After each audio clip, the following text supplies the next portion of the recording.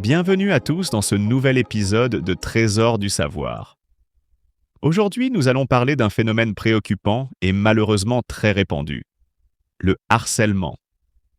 Qu'il soit scolaire, professionnel ou en ligne, le harcèlement peut avoir des conséquences dramatiques sur les victimes, notamment sur le plan psychologique. Pour en discuter, nous recevons aujourd'hui Madame Leroy, psychologue spécialisée dans les troubles liés au harcèlement et au traumatisme. Merci d'être avec nous. Merci à vous pour cette invitation. C'est un sujet essentiel dont il faut parler, car le harcèlement, sous toutes ses formes, peut avoir un impact durable sur la vie des personnes qui en sont victimes. Malheureusement, beaucoup sous-estiment encore ses effets psychologiques et sociaux, pensant parfois qu'il s'agit simplement de taquineries ou de conflits normaux. Justement, pourriez-vous nous expliquer en quoi le harcèlement va bien au-delà de simples moqueries ou disputes du quotidien? Bien sûr. La différence entre une simple moquerie et le harcèlement réside dans la répétition, l'intention de nuire et le déséquilibre de pouvoir. Le harcèlement peut prendre plusieurs formes: physique, avec des agressions ou des violences; verbal, avec des insultes, des humiliations ou des rumeurs; et psychologique, qui est souvent la plus insidieuse, car elle s'appuie sur la manipulation, l'intimidation et l'exclusion sociale. Avec l'essor du numérique, nous avons aussi ce que l'on appelle le cyberharcèlement, qui prolonge et amplifie la souffrance des victimes. Être harcelé en ligne signifie que l'on ne peut plus échapper à l'agression, même dans l'intimité de son domicile. Cela crée un climat d'angoisse permanent qui peut mener à des troubles anxieux, une baisse de l'estime de soi et, dans les cas les plus graves, à la dépression ou même au suicide. C'est extrêmement inquiétant. Mais comment reconnaît-on les signes d'un harcèlement psychologique? C'est une très bonne question, car le harcèlement psychologique est souvent silencieux. Une victime peut ne pas oser parler par peur des représailles ou par honte. Il y a cependant des signaux à surveiller: un isolement progressif, une perte d'intérêt pour les activités habituelles, des troubles du sommeil, un changement brusque de comportement ou encore une chute des performances scolaires ou professionnelles. Les enfants et adolescents victimes de harcèlement peuvent aussi adopter des comportements d'évitement, comme refuser d'aller à l'école ou se plaindre régulièrement de douleurs physiques inexpliquées. Chez les adultes, le harcèlement au travail peut provoquer un burn-out, une perte de confiance et des troubles psychosomatiques.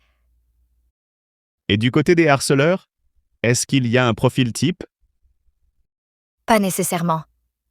Contrairement à ce que l'on pourrait croire, un harceleur n'est pas toujours une personne foncièrement mauvaise. Il peut s'agir de quelqu'un qui reproduit un schéma appris, qui cherche à dominer pour masquer ses propres insécurités, ou même d'une personne qui ne réalise pas pleinement l'impact de ses actes. Cependant, ce qui est constant, c'est que le harcèlement est souvent motivé par un désir de pouvoir, de contrôle, ou par le besoin d'appartenir à un groupe. Dans certains cas, l'effet de groupe joue un rôle clé. Certaines personnes ne commenceraient jamais à harceler seules, mais elles suivent le mouvement par peur d'être elles-mêmes exclues. C'est pourquoi il est essentiel d'éduquer les jeunes et de leur apprendre à ne pas être complices par le silence. Alors, comment lutter efficacement contre ce fléau? La première étape est la sensibilisation. Il faut apprendre aux enfants, aux adolescents et aux adultes à reconnaître le harcèlement et à en parler. Il est aussi crucial de renforcer la confiance en soi des victimes potentielles et de leur donner les outils pour se défendre, que ce soit en développant leur assertivité ou en leur apprenant à demander de l'aide sans culpabilité. Ensuite, il y a un rôle collectif à jouer. Les témoins ont un pouvoir énorme. S'ils interviennent ou signalent le harcèlement, ils peuvent stopper une situation avant qu'elle ne dégénère. Dans le cas du cyberharcèlement, signaler les contenus offensants, soutenir la victime et couper la diffusion de messages haineux est primordial. Enfin, les institutions ont aussi leur part de responsabilité. Les écoles, les entreprises et les plateformes numériques doivent mettre en place des politiques claires et des sanctions pour décourager ces comportements. C'est un combat qui demande l'implication de toute la société finalement. Exactement. On ne peut pas espérer éradiquer le harcèlement sans une prise de conscience collective. Chaque individu, qu'il soit parent, enseignant, employeur ou simple citoyen, a un rôle à jouer pour créer un environnement où le respect et la bienveillance priment. Un dernier message pour nos auditeurs? Si vous êtes victime de harcèlement, parlez-en. Ne restez pas seul avec votre souffrance. Il y a des personnes prêtes à vous écouter et à vous aider. Et si vous êtes témoin de harcèlement, n'ayez pas peur d'intervenir. Un simple geste de soutien peut tout changer pour quelqu'un. Merci beaucoup pour cet échange précieux et éclairant. Et merci à vous, chers auditeurs, d'avoir été avec nous. Prenez soin de vous et n'oubliez jamais, chacun d'entre nous peut être un acteur du changement. À très bientôt pour un nouvel épisode de Trésor du Savoir.